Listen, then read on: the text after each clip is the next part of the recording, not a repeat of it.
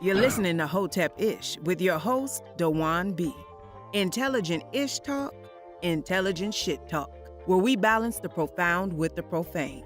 Political satire, celebrity and expert guests, information and entertainment, conversation and solutions. Leave your feelings at the door.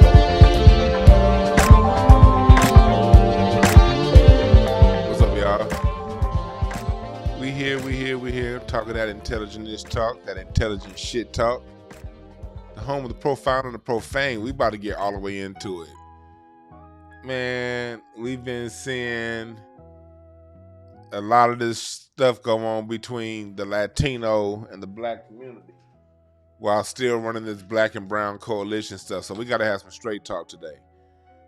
Today's gonna be a fun show, very special show. We're gonna have some people call in. Stay around, but Dr. Short's gonna call in a little bit. Larry, you out there? Of course, I'm gonna want Larry's perspective on this. But we talking about handling Latino racism and this whole situation going on that we've been seeing. Again, welcome. Thank you for joining. To all my students, tomorrow's class number 2 for the cardiology course.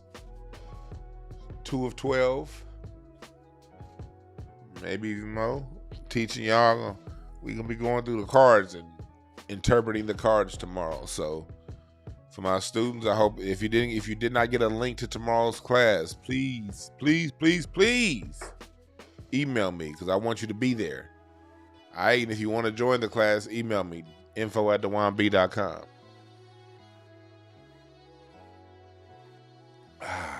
Anyway, info@dewanb, contact at dewanb, booking at dewanb, whatever. I got to catch y'all. So as long as it's at dewanb, it will come to me. You dig?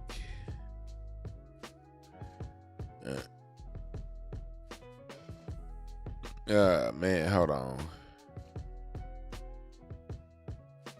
Yeah, what's up everybody in here? Yeah, hold on 1 second.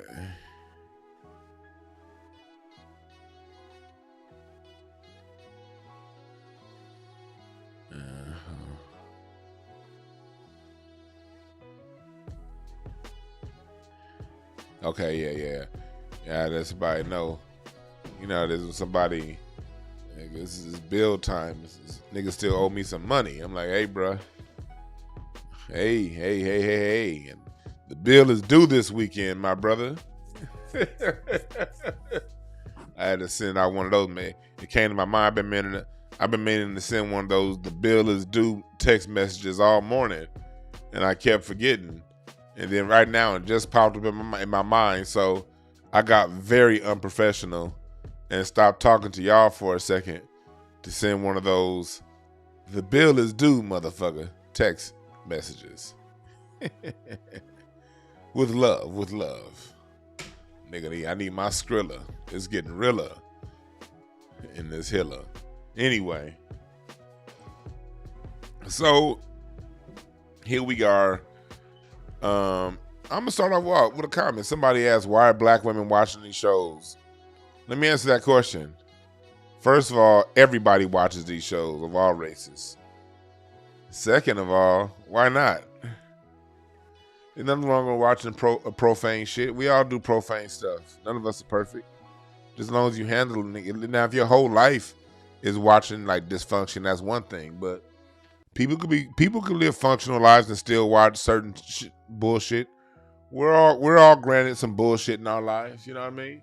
Bullshit entertainment is fun, so I don't begrudge anyone for watching these shows. Bullshit can be very intriguing, especially to the most sophisticated people.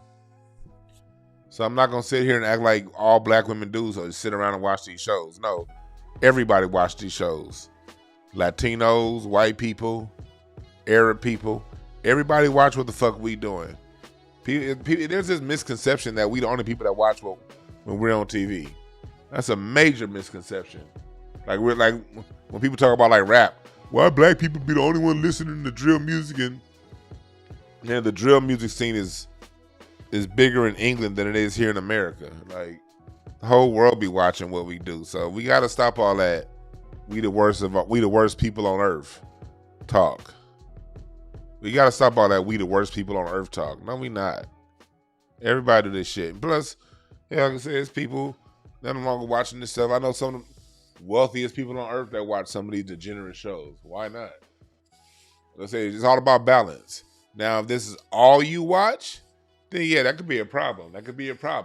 You know. But if people are being constructive all day, making their bread, taking care of their family, you know what I mean, educating themselves in the matters that mean most to them, you know, why not take a few hours a week to spend on some fuckery? You gotta stop all that, you know, we better than stuff. Ain't none of us better than nothing. We all have a range within our personality of possibilities. We're all playing our cards out the best we can. Face your dark side. Don't run from it. Don't act like it don't exist. Feed your dark side. Give it a little bit of something. I know I'll give my dark side. I don't watch this show, Love and Hip Hop. I don't even watch this shit. But I do watch The Real Housewives of Atlanta. I watch every episode of The Housewives of Atlanta. Ever since that reunion show when Portia beat up on Kenya, I saw my wife was watching that. Like, my wife got into that show. Shit. My wife loved that. She was in The Housewives of Atlanta. I remember, I was like a lot of you niggas. When my wife was watching that, I was like, what are you watching this for? What is this? I was looking at her like, man, what's this bullshit you watching? I was on that bullshit. But then when I thought about how much basketball I watch, when I thought about how much ESPN I was watching, I'm over here watching First Take and Stephen A. Smith all goddamn day, criticizing my wife for watching The Housewives of Atlanta. Nigga, it's the same thing. If we gonna tell the whole truth. If you watch NFL TV, NBA TV, you ain't no better than anybody that watch Love and Hip Hop. It's all gossip and bullshit. All of it. If you watch the news for anything other than weather and traffic, you ain't no better than people who watch Love and Hip Hop and basketball. Fuck out of here. I don't watch them sports shows like that no more. But I still watch The Real Housewives of Atlanta. Drew, man, I don't think Drew gonna be on next season. Drew can't keep up with the rest of them. And now she getting divorced. You see how Drew Sidora was fronting on The Housewives of Atlanta? And her cards got pulled all season. Now she about to get divorced. Don't front, people. Don't front. Don't front. Be yourself. And if anybody's criticizing you for being you, man, tell them to fuck off. It's that simple. You don't have to convince. That's another thing, people. You don't have to convince people to get down with your get down. Just you get down, you have your get down, they have their get down. And that's it. That's really it. You get down how you get down, they get down how they get down. We all get down how we all get down. As long as I get down, as long as my get down don't intrude on your get down. As long as as long as your get down don't get in the way of my get down. We can get down. You dig what I'm saying? How many times when you go to the dance, everybody ain't dancing the same dance. It's the same beat going on. It's the same song, but everybody doing their own thing with their thing. And that's how we got to be in life. And if people don't want to get in code, then fuck them. Get on code with people who are getting on code. What the hell you mad at them for? If you have people who don't want to get on code, they want to be ratchets, they want to be degenerates, they don't want to be on code with you, then fuck them. Let them not be on code then. Nigga, just get around the people who are on code. Get tired of niggas crying and complaining all the goddamn time. But they don't want to get on code with us. Well, stop bitching, nigga. Get on code with yourself, nigga. Go fix another area yourself while you trying to fix other people. Nigga, we all got areas of ourselves that need to get fixed. That's a never-ending journey. And motherfuckers want to go around, man, they don't want to get on code with us. Man, they don't want to see it like us. Shut up. I hate that hotep bitching. I call that hotep bitching. Man, I'm on code, man. And them other niggas don't want to get on code. And they don't want to get on code. And stop. All these millions of niggas who are on code, nigga, go get it's countless niggas who are on code. Go around them. Stop bitching. Crying ass niggas. Niggas love crying about other shit. I hate crying. Fuck out of here. If you can't learn from it, move on. Anyway, handling Latino race. That's my spiel for the moment. So we talking about handling Latino racism. For those of you who don't know, Erica Mena is a Dominican Puerto Rican on this show full of Dominicans, Puerto Ricans, and Jamaicans called Love and Hip Hop. It's a show that so-called is blackface, but it's not really black at all. Nori, he's Dominican. The whole show is, for the most part, immigrant. Immigrants cosplaying as black Americans. A show produced by an immigrant.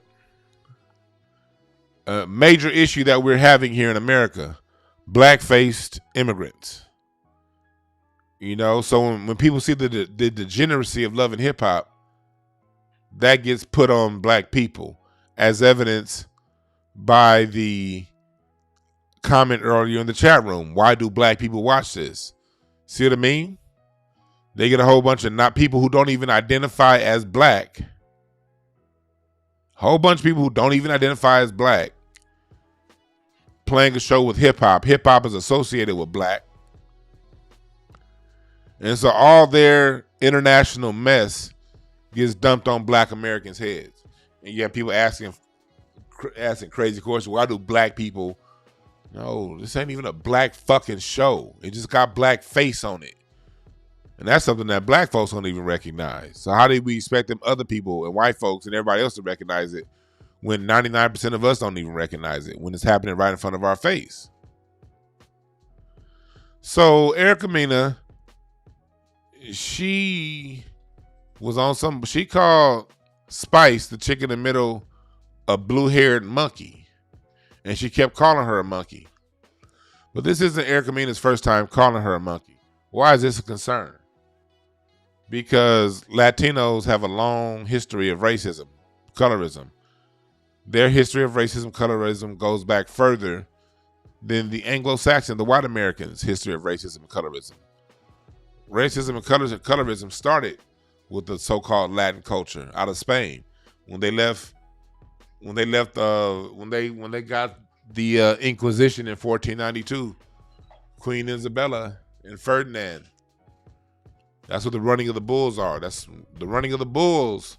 For those of you who don't know, is a simulation of the running out of the Moors when the Moors were run out. Thanksgiving Day was when they took over. That goes back to that Thanksgiving holiday. Thanksgiving is when those rights were signed over. New Year's, all the niggas had to get the fuck out. They had to get run out. They got run out. Anybody black got run out. Anybody black that did not take on a Christian identity and a Latino last name got run out. And that's what the running of the bulls simulates. So that's how racist these people are, you know? And everything black, everything dark got shitted on. And so what they did was they exported that culture to the Caribbean. When they took over Moorish lands in the Caribbean, Hispaniola was now known as Dominican and Haiti. When they took over those lands, Jamaica, the Moors were the first to conquer that land too. And they named it before it got reconquered by the British. But the Moors named that island. And then bent cultures of colorism.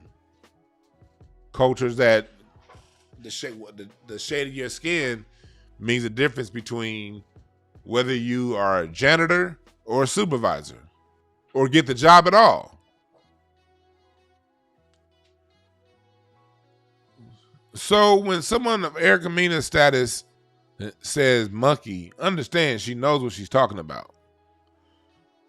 And then you got Spice, that's the Jamaican girl in the middle. She's the one who was on the Breakfast Club a couple years ago talking about hip hop is Jamaican. These are the people trying to claim hip hop. I'll never forget her because she had green hair back then. And she was saying, I'm not really necessarily here to defend her. I'm pointing some shit out to you other Caribbean motherfuckers. You see Busta Rhymes and Fat Joe walking around hand in hand. And you New York niggas talking about Latinos and Jamaicans created hip hop.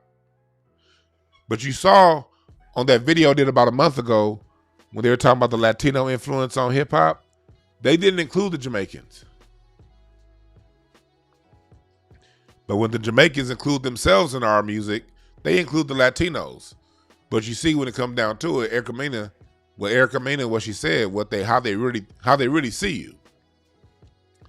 And then you got Jess Hilarious from the Breakfast Club. Her and along with a lot of black women on Twitter and simp ass black dudes. And I imagine a lot of them, not all of them were American black, but I did see enough of them were caping for Erica Mena, playing devil's advocate. What's wrong with you niggas that like playing devil's advocate with these devils? Why y'all always want to jump out on the sword for these people? Why can't you just let them fall and defend themselves? Why is it always black people that want to jump out? I don't think it was racist. Even if you don't think it was a racist, shut the hell up. Did any Jews come out and defend Jamie Foxx? When all Jamie Foxx said was they killed Jesus. He didn't even say nothing about them. But when they called him anti-Semitic, who came out for Jamie Foxx from that community? Who? And I'm not even mad at them. That's because they have balls. Something that a lot of you niggas don't have. Something a lot of you niggas don't have. It's a problem.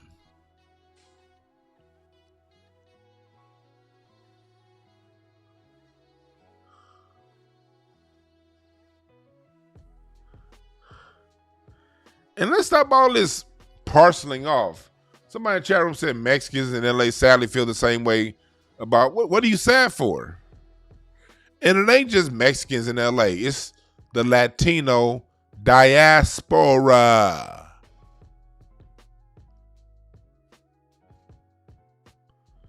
If they come from, they all feel that way. Now you have exceptions of people who don't. But let's stop trying to play this little nice game of Latinos from LA.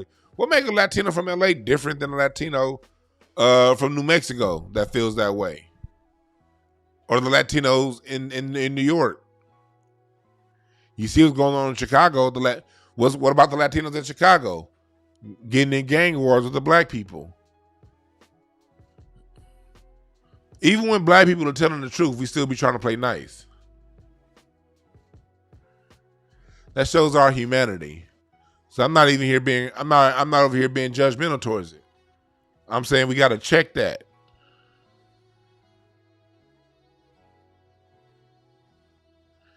Yeah, that's it, Bobby. The Mexicans and they just say it. You know, they just say it. Like, that's how they all feel. That's what their indoctrination did to them. That's what their indoctrination did to them. And we guys, black people, got to see it for what it is. I'm about to, let me see here. I'm about to see. We're about to get another perspective on this. We're about to get another perspective on this. We're about to get another point of view on this. We got here another point of view on this. Hey, Dr. Short, you there? Yes, Brother Dewan. I have a special guest with me.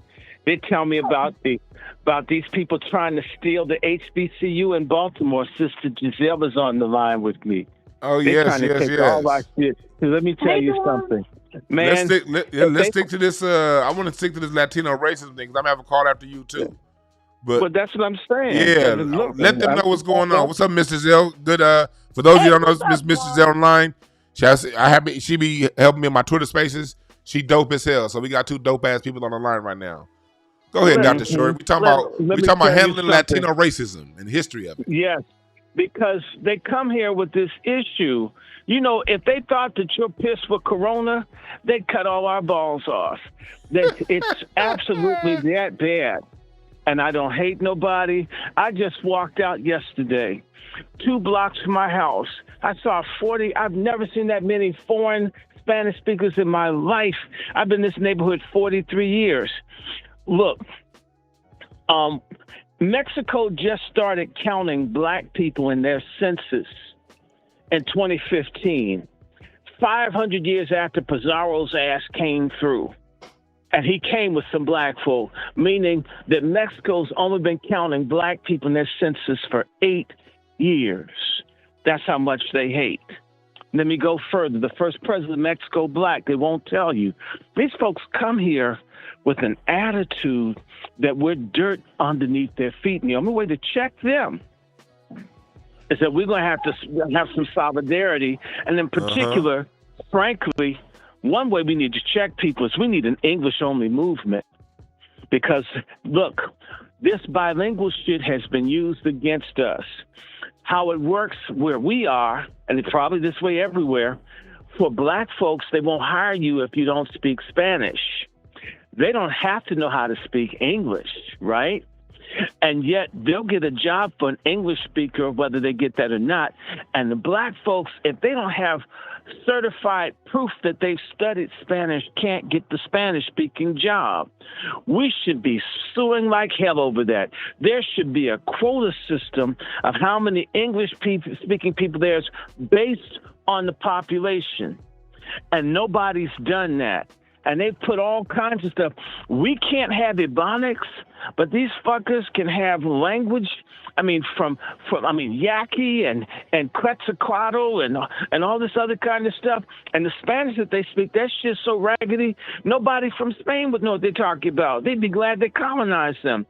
We've got, yes, it's raggedy as hell. It's not even Spanish. And yet they'll get a job not even being good in Spanish. I used to work with them in the food industry. And one person says, no, speak English. And I says, your problem, fucker, is that you don't speak Spanish and you don't speak English. I don't know what tribe of Indians your ass came from, but you don't know Spanish, because if you knew Spanish, I could understand you because I speak Portuguese. You don't know Spanish and you don't know English. And we have to fight against, but the biggest problem we have, I'm going to just keep saying it, is nigger Democrats. Everywhere I look, whether it's that bald-headed, crackhead, have a nice day looking Mayor Adams in New York, or this little, what's that dude's name that used to hang with Eddie Murphy? Come on, help me out. The nigga that had the show, Arsenio, yeah. She looks like a trans woman, Arsenio Hall. Everywhere you have a black Democratic city, These people have brought these folks in, done all kinds of stuff. They bent over backwards like that white boy did on Barack Obama to make these people feel comfortable coming here at our expense. And one of the things is that we must have everywhere in this country is an office for the freedmen where we get everything. Because let me tell you, how can people who are illiterate from El Salvador and everywhere else get jobs? And you know what? The Catholic Charities and other people fill their forms in. When you're black, they make you fill that shit in there. And if you make one mistake, they use it as a justification not to hire you. They have professional people fill all their stuff in. For businesses and everything else, you don't get your grant exactly right. The answer is no to you. And they have professional grant writers and people.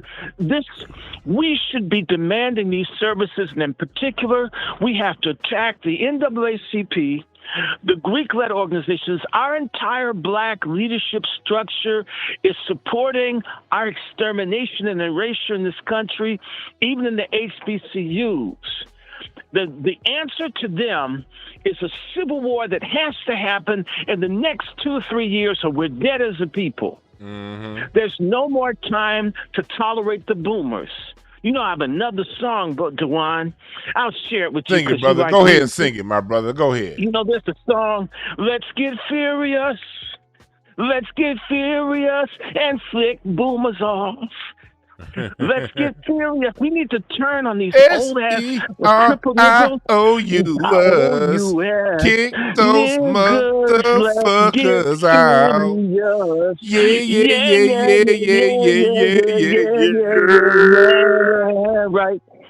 Right. Hilarious. Kissing boomer ass is just no fair. When there's no reparations to share, let's get furious. Let's get furious. Let's get furious and flick them off. We got to get these bastards off our back. These old ass niggas that into this people of color shit is killing us. The scam Africanists. In fact, I have Sister Giselle on the phone. She called me back because I called her on Facebook. None other than folk like that scammer, Ray Winbush, at Morgan State University. I had a page to promote black people's awareness, working with Africans, but on our term, called Hands Off Africa. You know, a group of nigger grifters, when Facebook took my page denouncing Obama for attacking Libya, you got niggas that are college professors stealing Facebook pages. Wow. And pushing a bunch of Pan-African shit. And they've got pictures from me at my parents' renewal of vows from 2006 on the fucking page. In other words, cut the throat of a non-boomer to advance this rotten shit. Wow. Our problem is that I'm an Xer, 58 years old. I'll be 59 in a matter of months. We've never had a chance as a generation to make our contribution. You really haven't. These niggas have lived too long. I wish. I hate COVID, and I don't want to shut down, but I hope all those scared old ass niggas line up and get the rest of the snake bite shit, so their asses can have cardiac arrest, so we can walk over their ass to get our reparations check, our motherfucking money, our rights. We need our goddamn rights. We need our money. We need restitution. We need guns. We need God, and we need pussy too. Ooh, and anybody that don't get that, anybody that doesn't get that can kiss my black ass. Dr. It's Short. time Dr. to Short. shove these old Negroes out the way. I want you to give some context as far as the history of Latino racism, how and what they bring here from their cultures from home. Okay. Well, let me just go back to Christopher Columbus's ass and just deal with what was going on in Spain. Bitch ass nigga. Go ahead. And he's supposedly Jewish, but that's another. Oh yeah. Even history doc, even the white folks are starting to admit that. But go ahead. Look, what was going on in Spain was a Reconquista, where Castile and Aragon and all of them were trying to push all the black people that had made Spain into something other than an imperial toilet. And they had a race war. So this whole idea of blue veins comes from Spain. And if they couldn't see that your veins were blue, a lot of times they'd kill you or they ran you out. Look up the Blue Vein Society, folks. Look up the Blue Vein Society. But go ahead. These people, the Spaniards with the Catholic Church went to war with black people on a global basis. Spain was basically, in particular, once the exploration reached the Americas, because we have to understand that the Pope, with the Treaty of Tordesillas and the 1490s, divided the world between Portugal and Spain. And the Spaniards got the land in the Americas. The Portuguese got Brazil. That's all they got over here. But the gold that they took from the Americas financed the Pope. The Pope controlled the enslavement of black people through the Asiento.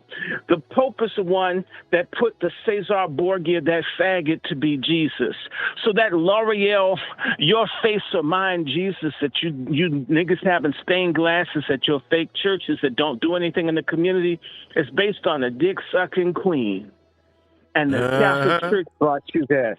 And so all these little bushy Negroes, when they're tired of being Baptists and Methodists, and God forbid they're a tambourine rattling nigga like me that's a Pentecostal, then they go over to the Catholic Church, which is the most racist institution that has been fighting to enslave black people since the 3rd century A.D. It's almost 2,000 years of kicking our asses for being black, whether you're in North Africa or somewhere else. And there's no more Catholic country in Europe than Spain. So they had your first genocide and ethnic cleansing in Spain. And those folk came from Spain to the Americas with the kill all the niggas and take their shit thing, with the blessing of the God on earth, the vicar of Christ, the goddamn Pope. And that's the short end of it. And of course, the African folks, what's his name? Bartholomew de las Casas, the no good Roman Catholic Pope that said that slavery would be good for the Africans because it was too hard on the goddamn Indians who were black too. I mean, so their religion, everything that they're about, and you see all these folks, they be all up under this Catholic bullshit. And by the way, you know what? When I was a child, there were less than 700 black Roman Catholic priests in the United States. Because, you know, whether they gay or straight, all black men want to fuck, at least at some point. Now, getting with Jesus and no life or pussy, no pussy, damn, I don't think I can follow you that closely, Lord. You know, I get some money and shit. I'll sing in the choir, but I'm going to give me some pussy. I don't care what nobody say, right? So you've never had a strong presence of any kind of black anything in the Catholic Church. And I can speak on this to an authority. Why? Because I come from a Roman Catholic family, the Oblate Sisters of Providence. I have a cousin. Her name is Lancaster. She's somewhere out west. They're going to make this bitch into a saint because they buried her and her body hasn't decayed. That's how Catholic my goddamn family is. And she's black, too. And she was in a Roman Catholic order called the Oblate Sisters of Providence, established in the 1820s by women in my family. So I know a little bit about Catholics. They were Jesuit slave-trading assholes. And I'm just trying to tell you. And the Catholic Church and its racism and teaching that black people didn't have souls, and you have to understand that the people who went into the Americas, because they couldn't get those fuckers to do anything like they're supposed to, not initially, is they took Africans there and they made a system where black was at the very bottom. Mm-hmm. Every country in Latin America, in fact, throughout America, from Alaska to Argentina, black is at the very bottom where they speak Portuguese, English, French, right, or Spanish. Mm-hmm. So let me just say something to you, because a lot of y'all like Barack Ofaga. And people need to understand one of the worst things that Ofaga and Hillary Clinton ever did was there was a man down in Honduras named Manuel Zelaya. Manuel Zelaya was the first president in the history of Honduras that wanted to treat black Hondurans like people. And Hillary Clinton and them had a coup and ran him out. In Ecuador, they had a guy named Correa Correa was trying to treat black Ecuadorians right. Black folks are 25% of the population of Ecuador. The Clintons and Obama got rid of Correa. In other words, in the last 20 years, they just started doing movements like they need to do for blacks in significant places in South and Central America. Venezuela, with its black president that they assassinated named Hugo Chavez, just started doing something for black Venezuelans. The Venezuelans and all these people, when you make any changes for blacks, they come here with their hatred, whether they're from Cuba, whether they're from the Dominican Republic, whether they're from Panama. They all come here with the idea that we're shit out of their ass and dirt under their feet.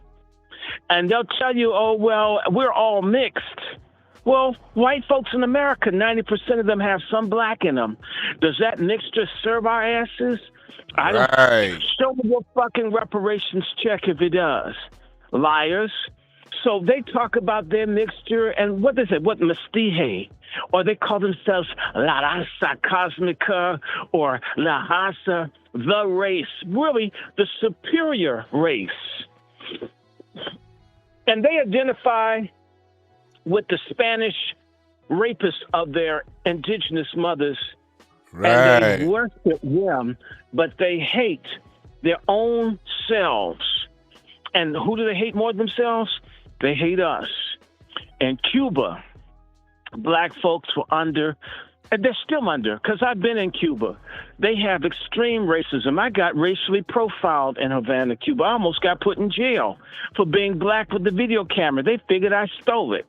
In Cuba, when the police profiled, all those little nigger communists are lying. Most of the people in jail in Cuba are young black men who don't get the jobs. Everywhere you go, whether they're commie or capitalist, we're at the goddamn bottom. So the most racist Spanish-speaking people in the country are Cubans. Even the guy that just got 22 years, what's his name? I know him, Tario. What's Tario's first name? I forget. But the one from the Proud Boys, he's a mulatto Cuban who's running with white folks, some of whom hate our guts. Some of them don't, but still, we can't tell. Who wants to cherry pick which Nazis want to gas you and not? I don't have time. Shit. A street sweeper will figure it out, right? Let them work it out with God and the judgment. So when you sit down and you think about it, Cuba is racist. The Dominican Republic has slavery right now. The Dominican Republic, just with it, when Ofaga was president, told up to 1 million people of Haitian descent that they had no right to be there, people who've been there for generations because they were black. So in the Dominican Republic, if you're real dark, they ask whether you are whether you're Haitian. There was a man that should have been president of the Dominican Republic. I think his name is Francisco Peña Gomez. He never could quite win to be head of state. And the Dominican Republic, which is 90% or more black, because the CIA, alongside the Dominicans who identify as Indio or Indigena, everything but black, would get together with the CIA and be against the one decent politician that tried to be president of the Dominican Republic. And in fact, how could everybody in the Dominican Republic not be part Haitian? Because the whole thing was Haiti until the United States orchestrated with the high yellow folks who hated dark-skinned people to create a fake Latino country and an African country, or an Africanized country. You get where I'm coming from? A false line. Same sorts of stuff repeats itself throughout. Puerto Ricans run around and tell you that they're Taino, and yet you never see all the niggas in the projects down in in San Juan and Ponce. Puerto Rico is at least a third or more black, but you won't see them. Who is the main patriot for Puerto Ricans? Albizu Campos. He's black. Puerto Ricans won't show you. The main person standing up for their freedom is a black Puerto Rican. Because he's black, he doesn't get no love. Real talk, niggas. Real talk. So that's every one of those damn Spanish-speaking places, and for that matter, Brazil too, Yep. And they have this whole thing of Mehara Dahasa, improving the race, or Melarasa. Improving the race means making it more white. White is better. If you ever watched Spanish television, you think you are watching Spanish dubbed into the Norway channel, because they worship whiteness. Big time. No matter what. I mean, you put them with the white woman, you can't. In fact, it's going to come out, because the rape statistics are going through the ceiling with all these men coming in, and they're going to be rapists and white women. You're going to see white men get mad. Finally say, you know what? At least niggers ask first. I mean, at least they take her to the Olive Garden. These guys just rip them, and sometimes they cut them all up like a bucket of chicken. We're going to see their self-hatred manifested. If you know anything, let me tell you something. They had a commercial on television in South America where they were selling tires. You know how they were talking about how good the tires were, how strong they were, by comparing the tires to the lips of black people. Wow. And it goes on and on. Let me tell you something. There's a book called No Longer Invisible. It's published by the Minority Group. I think it's a minority thing. It doesn't matter. You know, Brother Dewan, they can always email me at wrandyshort@gmail.com. In fact, we got to do another show on this, Dewan. That's what I said, nigga, I know you're not trying to talk about no. Yeah. That's what we're going to do. We got to talk. Do you know? Let's hear for one, like, sometime next week. Do a show. Hell yeah. Yeah. Did you know that there was a genocide going on of blacks in Colombia? Did you? No, I did not know that about Bill that. Clinton was funding the mass murder of black people in Colombia? I know because I helped set up the Afro-Latin Roundtable for the Congressional Black Caucus. You're talking to the nigga that kicked it off. All I know, rights. Earlier you mentioned Hugo Chavez. I remember getting really into Hugo Chavez when I was in college. And I was hearing things he was saying down in Venezuela. And I remember Chavez came here to America, and he actually interviewed on Tavis Smiley's old show. And it wasn't too much longer after that a lot of that Tavis Smiley scandal started to happen, and Hugo Chavez ended up dead. Right. But Hugo Chavez died first. Right. But he looked good on Tavis Smiley. I was like, what the? And when I got to hear him speak. Hugo Chavez is black, and that's why they hate him. You need to understand, in Colombia, they have a woman vice president. But like I said, a lot of people don't know. I'm going to say this. I'm one of the founding members of an organization called the Organization of Africans in the Americas, working on behalf of Afro-Latinos. And that's like in the 1990s, like 1994. It's almost 30 years ago. So some of us didn't just start doing this, okay? When the black governor there's a state in Colombia called Chocó. It's on the Pacific coast. It is 97% black. Okay? When their governor was going to be deported and murdered, you're talking to the person that blocked the deportation through my connections. And this is what, I don't boast about. I'm not trying to get people hyped on me, although we appreciate. That's why we say we need donations. I saved a whole black family, a political dynasty with the phone call. That's what we be about, Dewan. And this is what Sister Jill is about. She's the queen of Black Baltimore. I'm going to say one more thing. I'm going to let the sister speak. In Peru, they mass kill black people under Fujimori, the little Japanese racist motherfucker. He's sort of like Peru's version of Governor Hayakawa down in your state of California. In Argentina, in the Gran Chaco War fought between Argentina, Paraguay, Uruguay, and Brazil, they used black men as cannon fodder to literally exterminate the black populations in 3 countries, decimate the population significantly. They literally used black. In fact, all the countries that got their freedom in South America, they used black men as a cannon fodder for freedom. And then even Simon Bolivar, mulatto, went and killed the darker skinned people because they got more paper bags than the A&P, Giant, Kroger, Walmart, and Costco and Sam's Club. They're a paper bag group, a perpetrator wannabe white, black hating, backstabbing, bed bugging, lice-infested racists who think that they white is from Spain. And why don't you take your ass to Spain and stay the fuck there? Why fuck with us? This is our country. No, the border didn't cross you. Your ass was never this far up in the hemisphere. Never. Get the fuck out of my country. Get the fuck out of my face. And as for you, you guys liked this show. Liked it like Obama did the blowjob from Lawrence Sinclair, who I interviewed 16 years ago. We've known about Ofaga. He's the one that really kicked it in to let these fuckers up in here. He did it. And his mannish wife and those fake kids are here. So though the youngest one's got a booty so good, you know, I don't know if she got some genes injected in there from Michelle, who has an oven stuffer roaster ass. I thank God for it. Whenever I see her, I keep hearing Dinah Ross saying, "Ain't no mountain high enough." You know, or "Lord, don't move that mountain. Show me how to climb." You know what I'm saying? Yeah. Please like this show. Please support Dewan B. Sister Giselle, let me say one more thing. In Brazil, they mass murder black people there. Every year, the Brazilian police and death squads kill anywhere from 5,000 to 10,000 black people. That's every fucking year. Every year, it's Trayvon Martin. Every year, it's Tamir Rice. Every year, it's Sterling. It's Castillo. Every fucking year. And they kill children as young as 5 and 6. Sure they do. Mm-hmm. Sure they do. And Ofaga, the niggas that y'all voted for, who's a dick, I'm sorry, he lets his dick get sucked.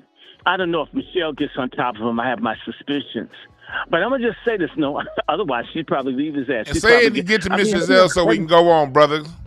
Okay, well, I just want to say this. Didn't you see her come down the steps at Trump's inaugural?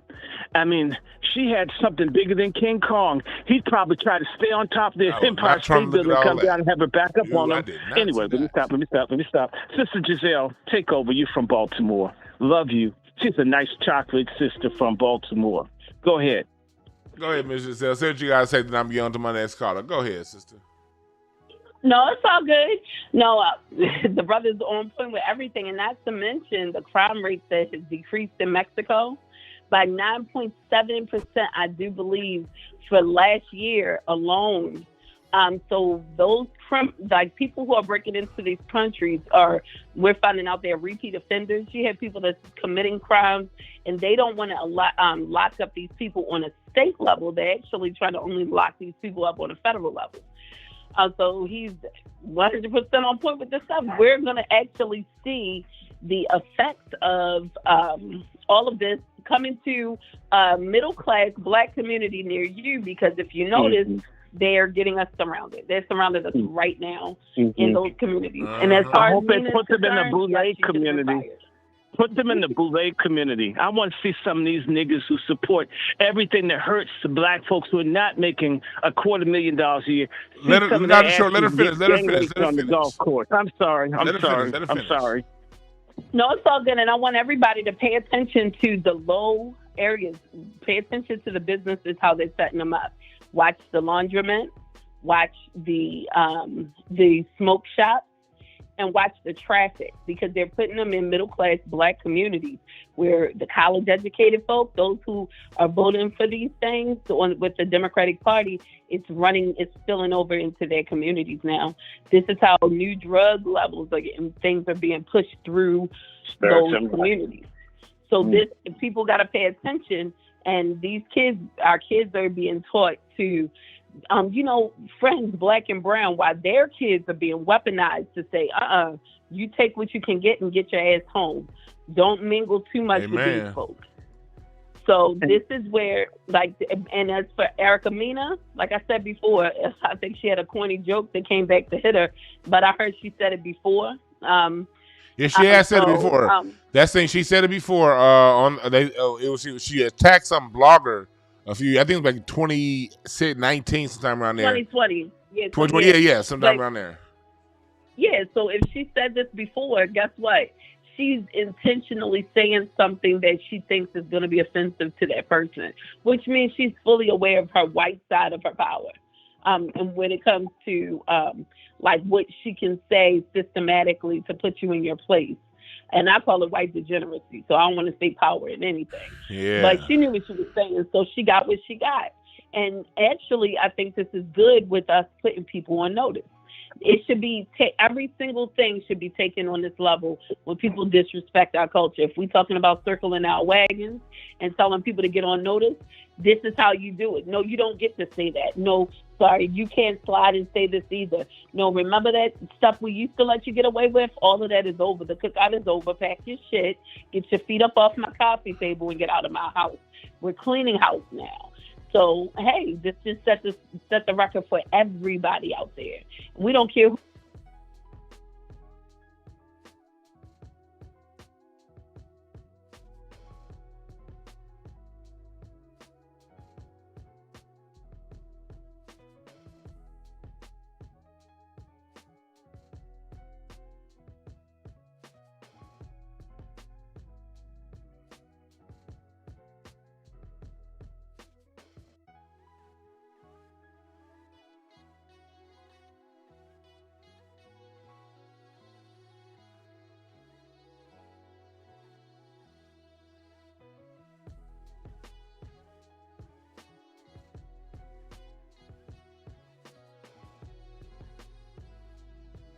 These people not only hold their own nuts, but hold their fucking mouth shut. Because now they're going to think twice before they speak, because we didn't tap into their bag. Now, you done made money off of Black American culture, but you better fucking respect it. And I'll leave it with that. Yeah, that's it. It went out for a little bit. But yeah, now you 100% off. For those of you who missed the part where she went out, she was basically the same. You went off like a few seconds. But no, you say we gotta check that behavior. This is a time that this is a time that, you know, we're going through it, and we're checking that behavior. You know what I mean? And we, you know, even though other previous generations have allowed others to get away with the BS, you know, okay, it's like, yeah, they allowed you to get away with it. Cool. Party's over with, and that's where we at with it right now, and that's where we got to be at it with it right now. You're 100% right. You know, it's time to set the rules and reestablish the rules and let the world know what it is. Hit the like button, hit the subscribe button, y'all, and please hit the share button right now. Do that right now. I had Miss Giselle on the line and Dr. Randy Short. I want to thank y'all for calling in and giving y'all point of view. Thank you. Yeah. You stay right, man. Yes, sir. Have a good one. Bye-bye. And keep bringing that power. We really appreciate you, Dwanby, and everybody. Follow our brother and keep listening, because we're going to bring all that business. And reparations of revolution. And we're going to do a Twitter space next week, all right? We got to do a music Twitter space. Follow me on Twitter, everybody, because we be doing these music Twitter spaces. Follow me on Twitter, and we're going to do some next week, all right, y'all? So, yeah, thanks for calling in. All right. Bye-bye. Yeah, so yeah, that was Dr. Randy Short, Miss Giselle calling in. Yeah, it's time to change the rules, man. It's like we've allowed people to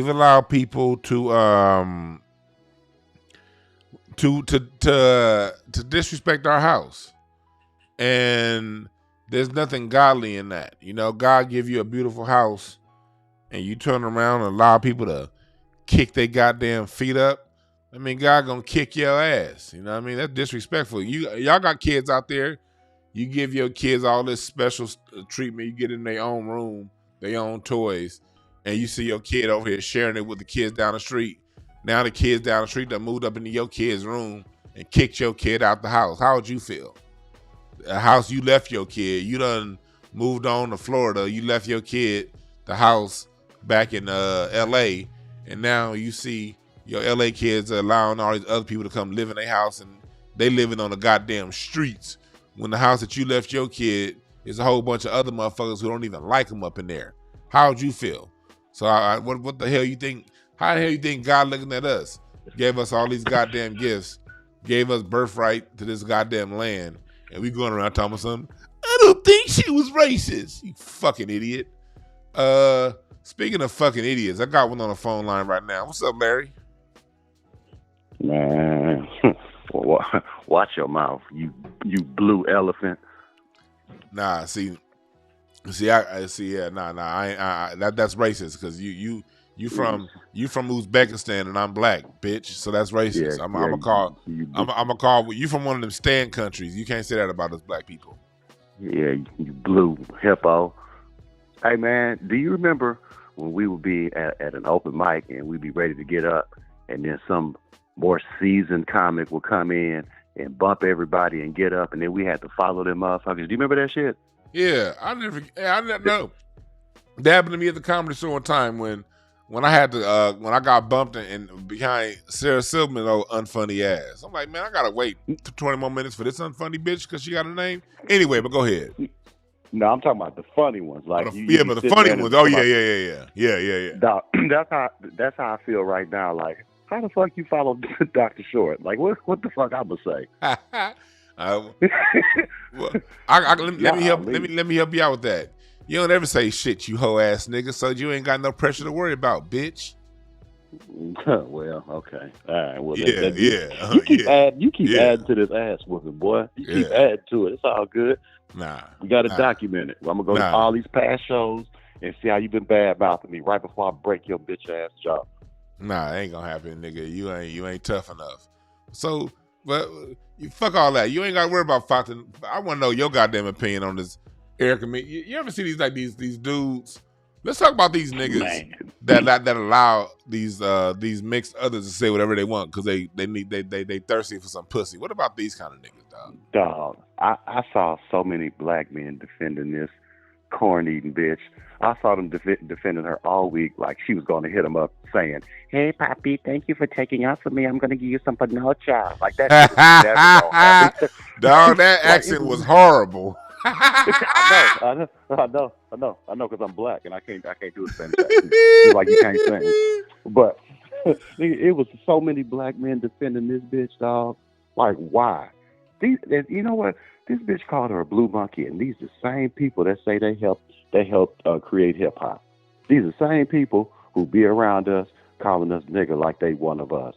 Right. And then turn right around and call that sister a blue monkey. Called her and a wish blue death on her. Monkey, and then and said it a few times. It was. I don't want to play it because I don't want none of that copyright shit. But y'all can go and look it up. It's all over the internet, easy to find. This story happened like 2 weeks ago, so this ain't even a new story. But it's the energy she said it with. You monkey. Mm-hmm. It was the way she was saying it. I was like, oh. And this is a message to you niggas that go around talking about some, and also to you women. Y'all want these little Rico Suave-haired boys, so you go mingle with the Puerto Ricans and the Dominicans and you sorry-ass niggas. And I ain't talking about everybody who they interracially. I'm talking about the ones who seek those kind of chick because you don't want to be with somebody that look like your mama because she did you wrong. Y'all end up having babies with these little racist pieces of shit. You see how Erica Mena really feels, how she really thinks. Now she about to raise those 2 children she has with that Safari dude. Is Safari, he Caribbean too, ain't he? I think he's Jamaican. Is he Jamaican? I think he's Jamaican. Yeah, so. I think he's something. So you about to have a whole nother generation of confusion coming to this earth. And I hope, yeah, man. Yeah, but should she have been fired? Absolutely. Now for ratings, probably not, dog. You want that on that kind of show? You want that kind of shit on the show because people tune in to watch that shit. But should she have been fired? Absolutely, dog. You can't call nobody a blue monkey working at Bank of America or any other place like that. So get your bitch ass on up out of here, Erica Mena, or however you say her name, dog. And these are the same motherfucking. These are the same people who talk about this coalition. This way we gotta stick together. We gotta stick together. And the whole time we sticking together, they calling you a blue goddamn monkey. Why is she called a blue monkey? Is it because her hair was blue? I'm confused. Like, it's because her hair was blue. You know what, dog? They can't even roast. That shit ain't even funny. Blue monkey like that. That is not that shit was trash, Erica. Yeah, they're right. That's the thing. The joke wasn't even a good one. Nah, she should have been fired for that weak ass joke. That's why she should have been fired, not being racist, for that weak ass joke. You're right, because I gotta give it up to white folks. when white folks say racist jokes, them jokes be funny than a motherfucker. I ain't gonna lie. Man, Them crap. Don like, Rickles was the king of that. Dog. I heard this one. It was a joke. I don't fuck with him, but it was a joke that it was either Justin Timberlake or Justin Bieber. I get them two white boys confused. They're the same thing to me. But it was one of them two white boys, and they were on video saying, "Why do black people hate chainsaws?" And they were saying because when you started up, it goes, "Run, nigga, nigga, nigga, nigga, nigga, nigga, nigga, nigga, nigga, run, nigga, nigga, nigga." Nigga that.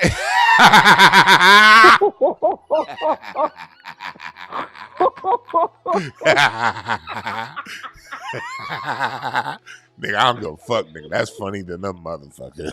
Hey man, I beat your ass, but that's funny as hell. Hey, yeah, like, I swear to God, I'll slap the fuck out of a white boy who says shit like that. But when I'm done whooping his ass, I'm laughing my ass. While he's spitting out his teeth, I'm gonna go back and have to laugh at that one. Now he gonna be spitting out his teeth first if you ever say that around me. But after he done spitting out his teeth, I'm laughing my ass off at that one, boy. Hey dog, they can't even roast right. Blue Monkey, that is sorry as hell, dog. Blue Monkey, and then you keep saying it like that shit was gonna hit again after you said it after the fifth time. This shit was whack after the first time. Blue Monkey. Man. Dog, like, get your corn smelling ass out of here, bitch. Nigga, like white people racist jokes, it'd be like, okay, all right, at least it got a good laugh out of that, nigga. But this shit here, man, like, so what about like people like you got like Jessa Hilarious who was defending it. What do you say to them nigga to them kind of people? Man, I didn't see. Man, I'm not even gonna lie to you, dog. I'm a chauvinist. So anything that has to do with a woman, dog, if she ain't talking about fucking me, dog, I really don't be trying to pay attention to it, dog. So I had no clue that Jess Hilarious. That's par for the course, dog. She's just trying to get on, dog. See, that just goes to show you, man. You can't ride with these celebrities. Everybody was in her corner when she was talking about that. Right. I'm glad you brought that up. Yep. We was all riding with her, like, yeah, I fuck with Jess. The bitch ain't that funny, but I ride with her. And then this, like, you defend a white woman.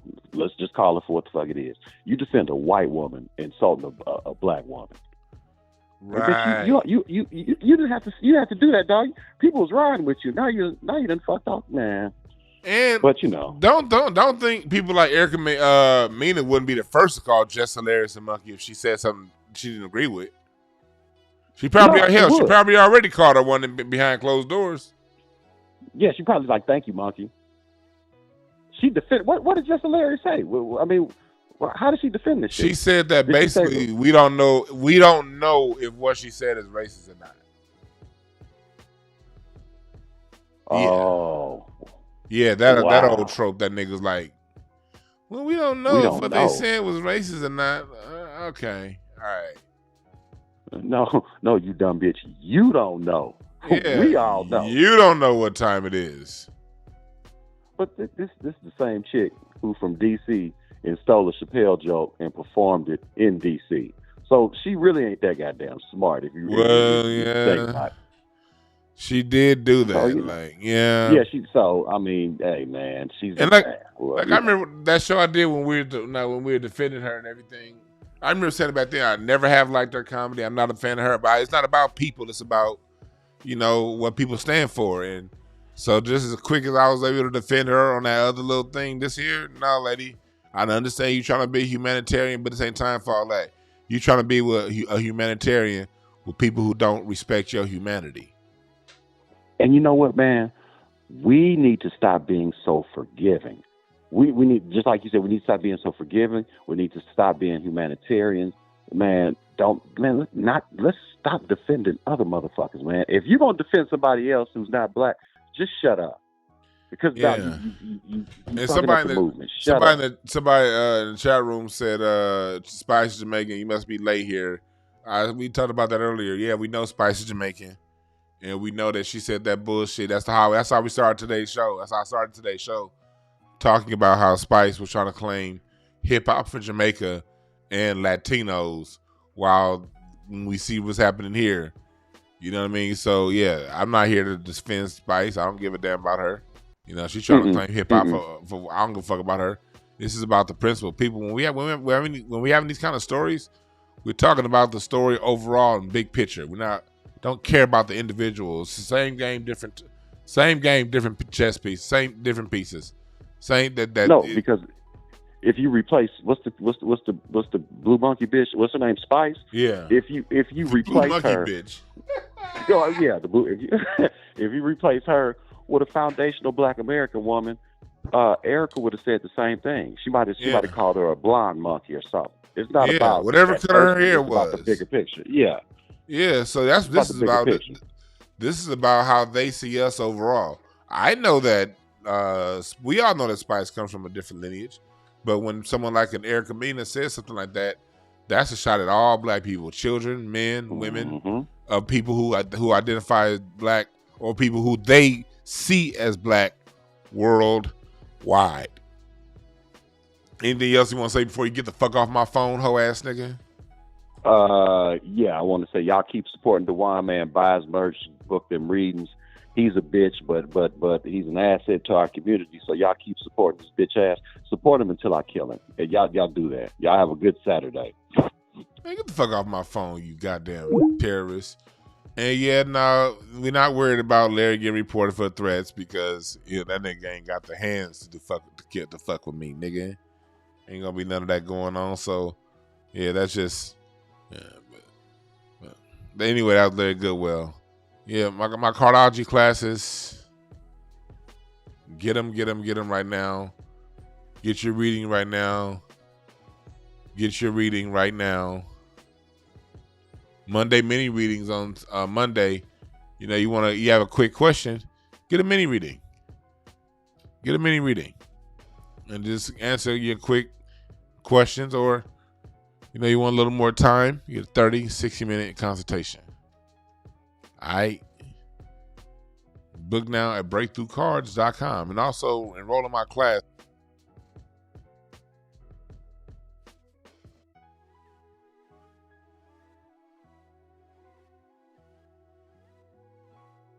My bad.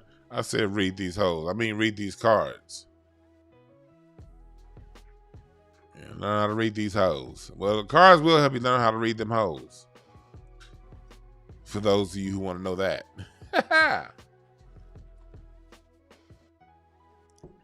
They will.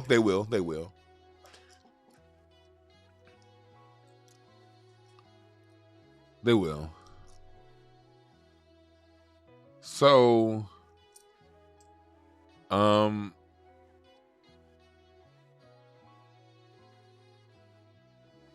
again, said therapy works.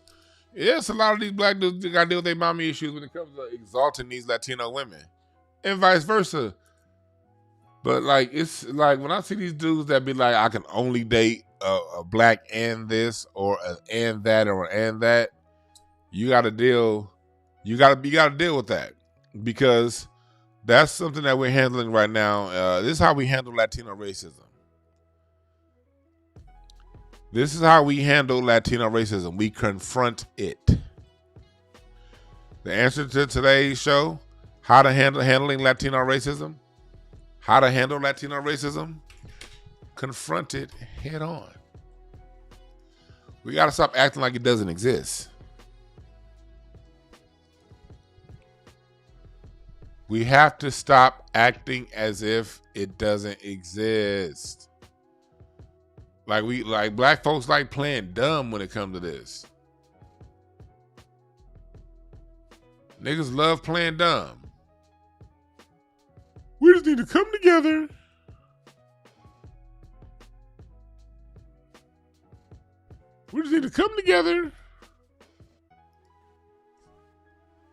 And Black and brown. And would I like it to be Black and brown? Yes, that would be cool. That would be ideal. The whole Black and brown thing would be ideal. But that's not where we are right now.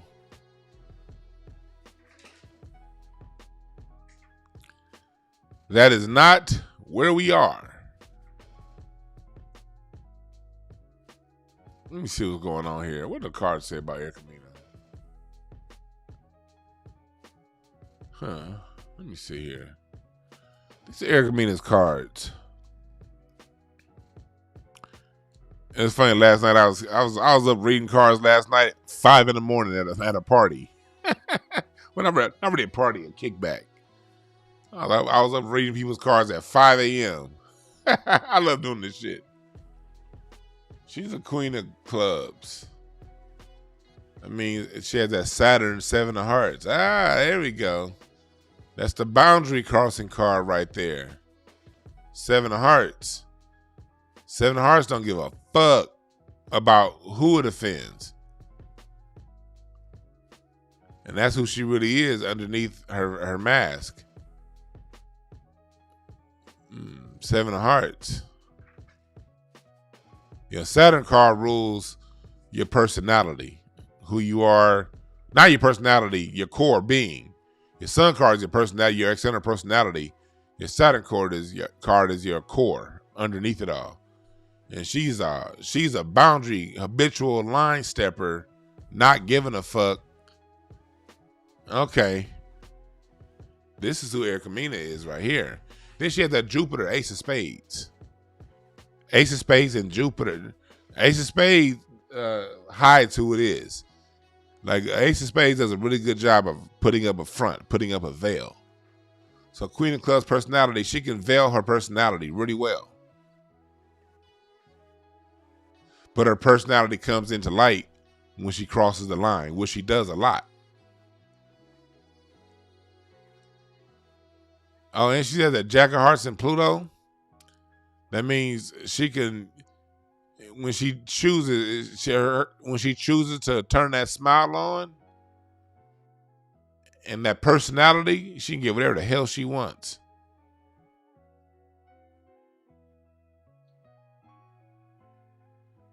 Yeah, habitual line stepper.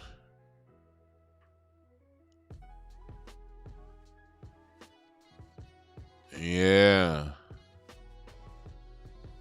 Yep, that's what it is. She's a habitual line stepper. Oh shit, somebody just hit me with a Cash App okay, I'll take it. Somebody just hit my Cash App line for a reading. Let me go ahead and do your birthday real quick. I wasn't planning on doing no readings, but hey. 12/8/1984. Okay, 12/8. Somebody just hit me on the Cash App line for a reading, so I'm not going to say no. I'm not going to say no. Are you a 10 of clubs? 10/8. Your personality, you need to be in the broadcasting. If your birthday is December 8th, something to do with studios, either broadcasting, music producers, something creative in studios is where you need to be. Because you got that Queen of Clubs and Saturn, which is a teaching card. Make sure you teach. It's a teaching card. All right? That's a teaching card. I was about to get off here, but let me see if one of y'all want to call in. I didn't get off just yet. I didn't get off just. Anybody want to call in, speak on the subject, ask a question or two? 323-744-7425. I ain't gonna get off the line just yet. I was about to, but I'll take like a couple calls if y'all want. I'll give y'all like 1 minute to call in. Somebody will call in the first minute. Then I'll be like, they didn't want to take calls today. Then I'll move on.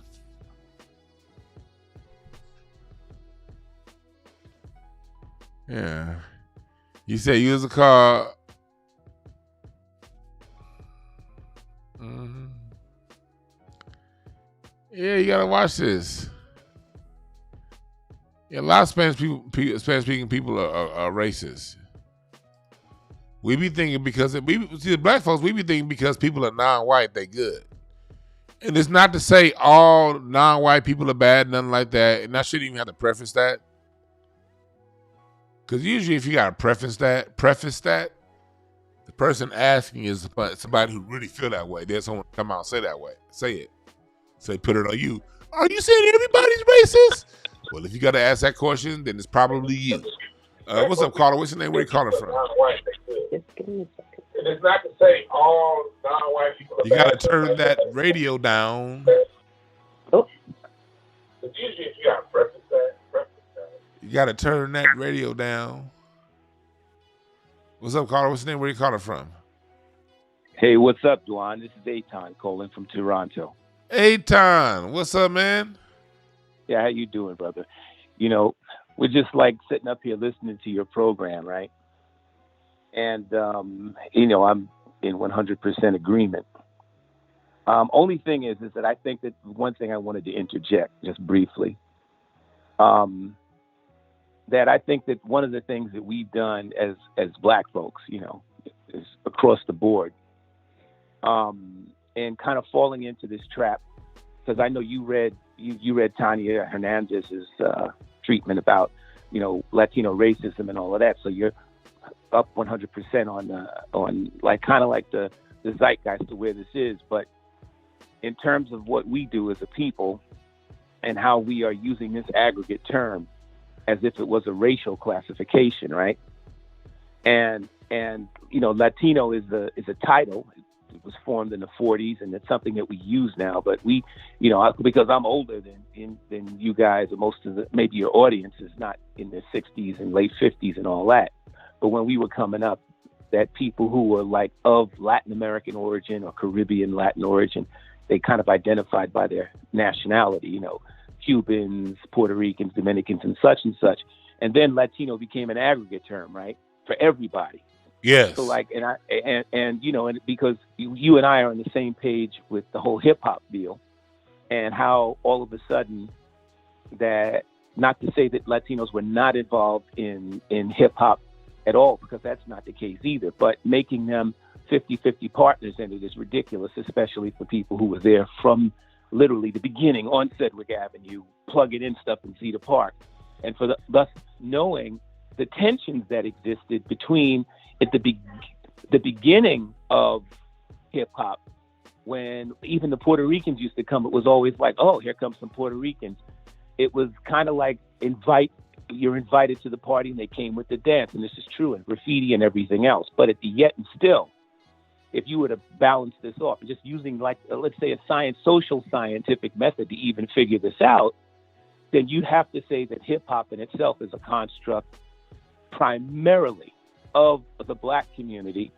And in terms of its formation, it's like almost 100%. Now, going into this other conversation relevant to, you know, that we're constantly calling Latinos like they're a race. And they're not a race. They are a group they're an ethnicity, right? So, and we're also going by the different metrics that Latinos measure themselves by, as, you know, that there are many, many different classifications. The Spanish, the colonists, the colonizers, right? They came in, committed genocide against the indigenous population, and then made racial classifications, right? I think it's like 12 or 20 or some ridiculous amount. The mestizos, the mestizos, you know, all these different classifications. So when we're talking about Latinos in terms of their racial status, it's like there is no racial status. You know, it's funny because even for this movie Blue Beetle, it came out like, well, we want to see us on screen. And it was funny to me because when I'm looking at the guy who plays the lead, that he could be Italian for all we know. You don't know that he's Latino except by his name, right? But racially, if you were to just say, what is he? You couldn't classify him. He doesn't have, he could be indigenous, but he also could be Greek. He could also be Italian. He could also be a Roma. He could be a lot of different things. You know what I mean? Yeah, right. You don't know what this guy is from looking at him. In the same way for somebody that I know well, John Leguizamo, right? He's always class. Well, Latino, like, what are you doing? You used to present yourself as a Italian Puerto Rican, right? So we as Black people constantly referring to them as a race, we do ourselves on because they're not. And there's also That's a good point. You know what I'm saying? You know what I'm saying? Because we're always saying the Latino race. There is no such thing as a Latino race. That's something that's an aggregate term that the census decided to use in 1980, right? And then also the advertisers who wanted to hit the market in Latin America and the Caribbean. So now let's call them this because we want to classify them as such, right? And I think it's a divide and conquer strategy because you fully well know that if you're black, you are black. I don't care what country you're in. I don't care what culture that says that it's yours. You're black. If you're in Colombia, you're black. If you're black, right? Mm-hmm. If you are in any other place in Latin America and the Caribbean, you're black. But they need us in terms of the aggregate serves them. It doesn't serve us by classifying them by the aggregate term, because they need us to kind of platform themselves and to get into our spaces. See? And I see they use that. It's black and brown. It's not brown sometimes. It's black and white, except that you have Spanish origin or Latin origin. Right. You feel what I'm saying? Exactly. It's not just it's black and white. There's so many Latinos that are straight up white. Cameron Diaz is Latino. She's white, right? Real but talk. She stays in the white space because that's what she presents as white. She speaks. She doesn't get into her, like Latinness or whatever. And these are this Martin Sheen, right? His name is Martin. His name is Estevez, right? He's Latino. Yes. But he's a white man he's a great person. Let me tell you something, and having met him on numerous occasions, great man. But he's a white guy, and he'll be the first to say that. So. And then rest in peace. Well, I won't say rest in peace, but remember the former governor of New Mexico? He's Latino, but he changed his name to Bill Richardson. Richardson. He just died. He just died last week. He's from here in Pasadena, and he's Latino, but he changed his name. I think he was born Lopez. And then he changed his name when he decided to run for office. He changed his last name to Richardson. Exactly, right? And in a lot of ways, brother, when they come, they use us, and then they use us. They use this kind of like, hey, black and brown, we're the ones who are even opening up the doors, allowing them in our spaces, and it deflects a lot of our energies, get deflected and turned away from the things that we need to do for ourselves. Because we are constantly reaching out for friends, reaching out for people to come and help us, support us, and help us to support other people. But in actuality, as Dr. John Henrik Clarke used to say, we don't have any friends. We only have each other. Because the racial classifications that they use it against themselves in their own countries. Look at Tena Huerta, right? He played Namor, the Submariner, in Wakanda Forever. Yes. So now, the brother's an indigenous brother. He's a brown-skinned Mexican, right?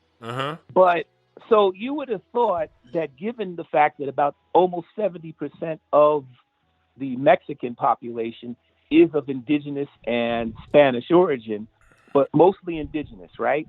You would have thought that they would have been happy down there. Wow, look at how we got represented on the screen. They weren't happy. Had news shows talking about how bad it was. One second, Aton. 1 second. Excuse me to my audience. I know somebody asked a question. This is Aton Edwards on the line. This is one of the most let me tell y'all something. Aton is one of the most interesting people I've ever come across, ever heard of. I mean, Aton was around at the beginning stages of hip hop. He remembers when the Zulu Nation was just getting started out. This is who Aton Edwards is. He's had shows on the Discovery Channel. He has a best-selling book called Preparedness Now, a survival book. You need to follow Aton because he teaches survival, and from time to time he throws classes. So you got to follow him. What's your Instagram, real quick, Aton? Oh, it's at the real Aton Edwards on Instagram. The real Aton, Aton. Okay. But thanks, brother, for the props. But because you're one of the few people that I can talk to about this subject because when I talk to Kendall about it, it drives him nuts because I have, like you, the passion about it. Because as being there, like going back to Tenoch, right, good brother, Tenoch Huerta, and the brother came out, we need to do this, we need to do that, and then they jumped on him. I'm not talking about just it wasn't us. It was his own Mexican people. Yes. And Mexican television stations who castigated him because they were saying that the guy who made Wakanda Forever, Ryan Coogler, what is his name? Ryan Coogler, right? Yeah. That Ryan Coogler was trying to create division in Mexico by casting this brown-skinned man in this position. The same thing that they did for the sister who did the movie Roma, right? Wonderful indigenous sister, brown skin for real, indigenous person who, I don't know if it was Univision or if it was Telemundo, but one of their news stations, they went so far as to create brown face and to put a fake nose on her and mock her on television. This is the reality that exists within Latin America in terms of that they are still on this Adelanta la Raza or Mayoral la Raza bullshit, right? Because they are still on that Spanish caste system that was set up by those colonizers, those imperial Spain. Yes. That did this. And we as black people, and when every news program that you see, Latino race, and they even call themselves by a race, and it's like they're not a race. You're either Caucasian, you're Asian, you're Amerindian, American Native people, Amerindian, but there ain't no Latino race, but we're still talking about Latinos like they're some sort of a racial group. Right. And here's the thing about, to go for a little further to what you're saying, they don't get along with each other at all. Like here in LA, we do the Mexicans treat the Guatemalans like shit. The Guatemalans treat the El Salvadorians like shit. The Haitians, the Dominicans don't like the Puerto Ricans. The Puerto Ricans, none of these people get along with each other. None. But they're all from different cultures. And if you go into the anthropological ideal, then they're not even of the same group. Like, they are completely different. And also, we cannot, they're phenotypically different. We have to go into the reality, the nomenclature of what Latin America is. And you have countries like Argentina that are practically fascist, or Chile when Pinochet was there, and they were killing black people down there, right? So when we're talking about Latino, like I always see them, they're always like black and brown. It's not. It's something that we brought into our fold because we were looking for allies that just don't exist. And I was telling Kendall this morning, brother, that you know who our allies were, really, especially in the United States? Ourselves, the Quakers, the Shakers, and the abolitionists that fought and died to eliminate slavery, right? Mm-hmm. Our allies were people like, I was telling Kendall didn't know that in Haiti, when there was Toussaint and then there was Dessalines, who just said, let's get rid of all the white folks and just start killing them, right? But he didn't kill all of the white folks because there were some white allies who were there. The Polish legionnaires were in Haiti. They didn't go near them. Don't act like I didn't know Dessalines. Okay, well, she knew who Dessalines was. But she didn't know. Okay, wait. But no. She didn't know. But most people didn't know that there were Polish legionnaires that fought on the side of the Haitians. The Haitians didn't kill the white people who were from Poland. They didn't kill the Germans who they were fighting. Yeah, they didn't kill the Germans, with. Yeah. See, so we know who the enemy is. They, in terms of the racism within Latin culture, and it stays suppressed and it's deliberate because it's an attempt by the ruling class, which is either white or white adjacent, right, to maintain power and control within Latin America. They don't want Latin America to fall back into the hands of the people who it really belongs to, and that is the indigenous people who the Spaniards came over and executed to take the wealth and the riches and everything else that they could, and then institute their own policy, right? When they used to get off of those ships and read the Spanish or what is it? What is it called? Reconquista. Not the Reconquista. I forget the name of the document. It was a 1513, and basically they used to get off of their boats and then read this document that says, "Hey, look, we're from Spain. We're going to take everything that you have, and if you fight us and we kill you and rape you and do it's your fault because you didn't just give us what we said." Right? Oh, it's called the Spanish Requirement of 1513. Any of the listeners should look this up. Look up the Spanish Requirement. This is what we've been up against. I haven't heard that name, Spanish Requirement, since. Oh wow! Thank you for reminding me of that. Yeah, every college. Listener, well, they should go online and look up the Spanish Requirement. Recognize that this mentality has been, just keep this in mind. And also that the native people in like Mexico, they try to make it look like they just dropped off. Those indigenous Mexicans, they fought the Spanish for 200 years, right? And the only reason that they're even speaking Spanish now is because disease wiped out most of the population. See? So all of this stuff, listen, our allies, our natural allies, are the indigenous people who were there, the real brown-skinned people, the ones who were getting lynched and raped and brutalized like we were. And when you think of people like John Horse, who was a Seminole, who was from Florida, who teamed up, he was a black Seminole who teamed up with Mexicans, came back, killed all the slave masters, did all of this great stuff that nobody likes to talk about, right? The allies that he formed were Mexican, real brown Mexicans that don't want to have nothing to do with Spanish or Spain or anything else because they know what Spain did to them, right? So all I'm saying is that we as black people, we got to be clear about recognizing the fact that we can't keep talking about Latinos as if they are a race like us, phenotypically like us. They are not. So many of them are white and white adjacent that they're not going to suffer from the same things. John Leguizamo, he could have gotten on a bus in Alabama and nobody would have told him to sit in the back, right? Nobody was keeping people who looked like him out of the military for all of those years, right? And we also had somebody who looked like him who was cast, even though it was regrets they didn't want to do it, but he was cast in one of the most popular television shows in the history of television, which was I Love Lucy. You had a white adjacent Cuban, right, singing about Babalu, an African god, on television. White America had no clue about what he was doing. But the fact of the matter is, white adjacent Latinos, they get benefits and they get all sorts of luxuries that we never got. But they use us to put themselves in our spaces so that they can promote their stuff. And they have nothing but contempt for black people. And black people just need to get up out of this notion that they are friends. They're not. The only friends that we have are our friends, right? I just told a white guy the other day, if you try to tell a black Dominican, blacker than any of us right now, that they're black, and it's like it's like listening to the computer and the HAL 9000 computer in 2001, open the pod bay doors, Hal. I'm afraid I can't do that, Dave.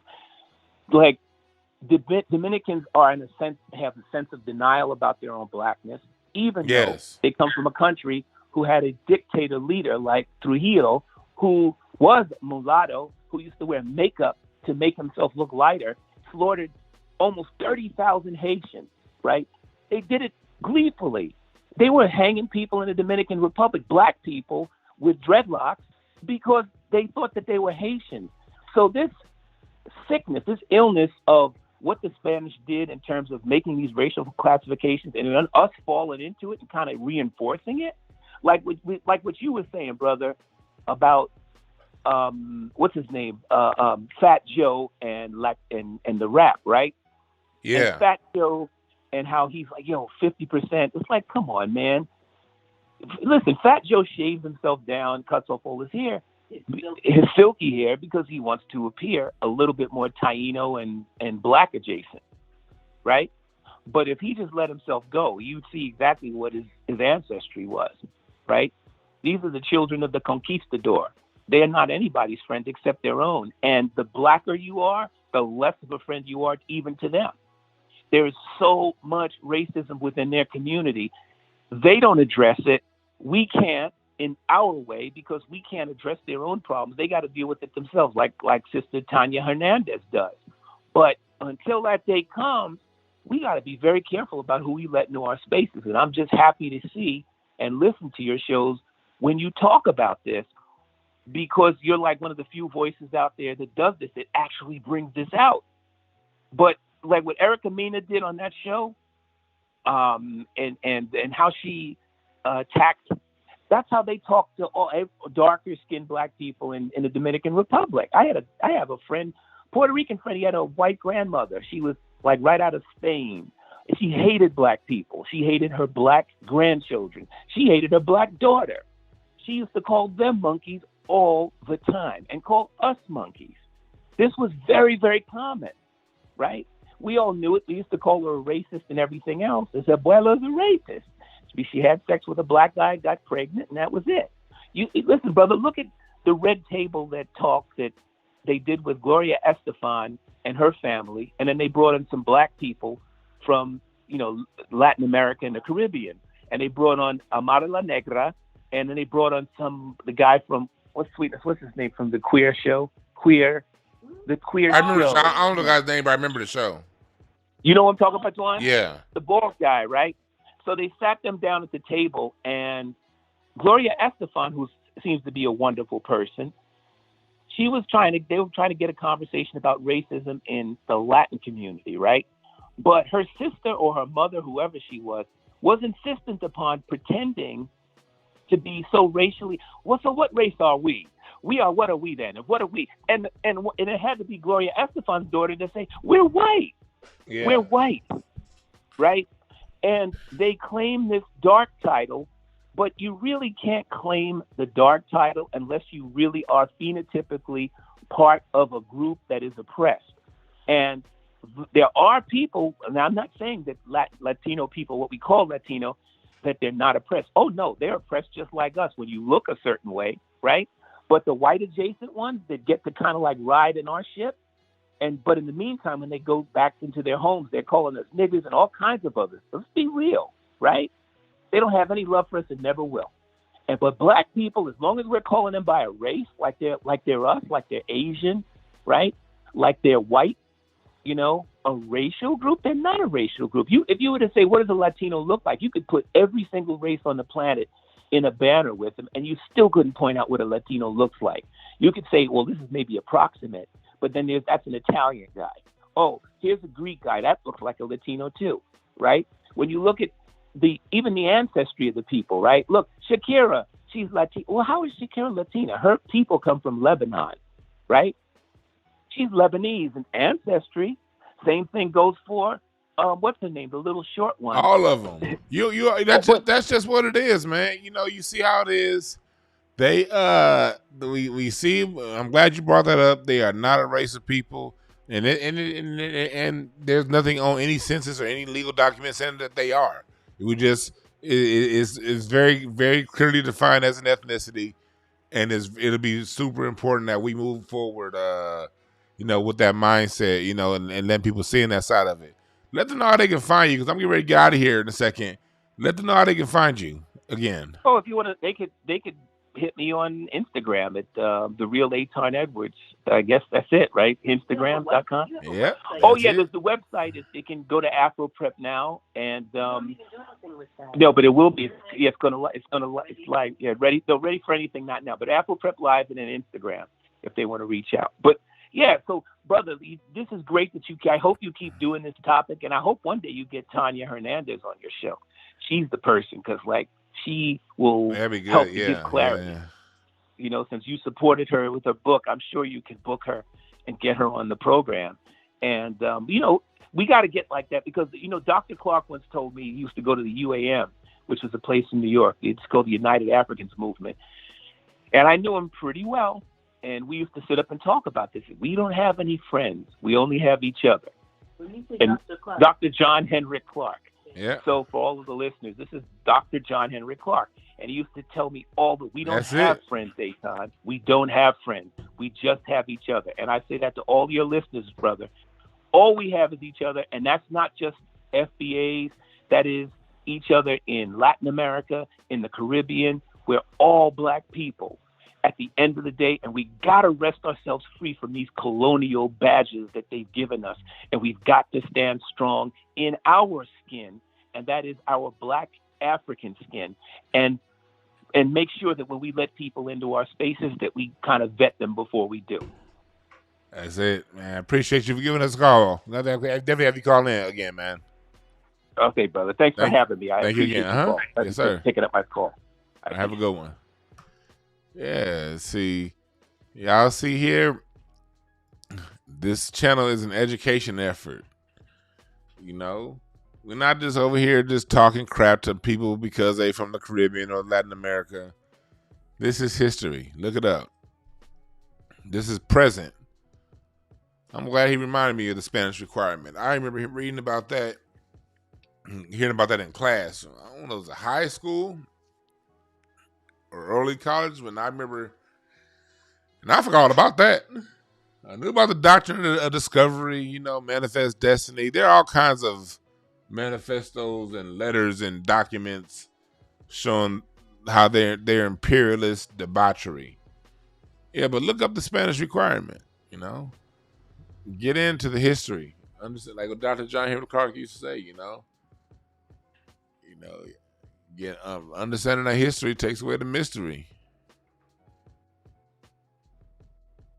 Understand that history. Somebody just put a thumbs down to history. Thumbs down is the reason why your daddy left you. Your dad hit your mama one time and went thumbs down. I'm not about to raise what she about to shit out. So now you thumbs down and getting mad because we talking about some history. But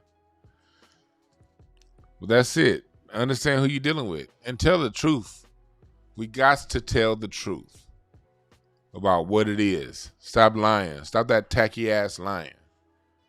Because you want to make people feel good. Fuck making people feel good. Tell the truth. Tell the truth.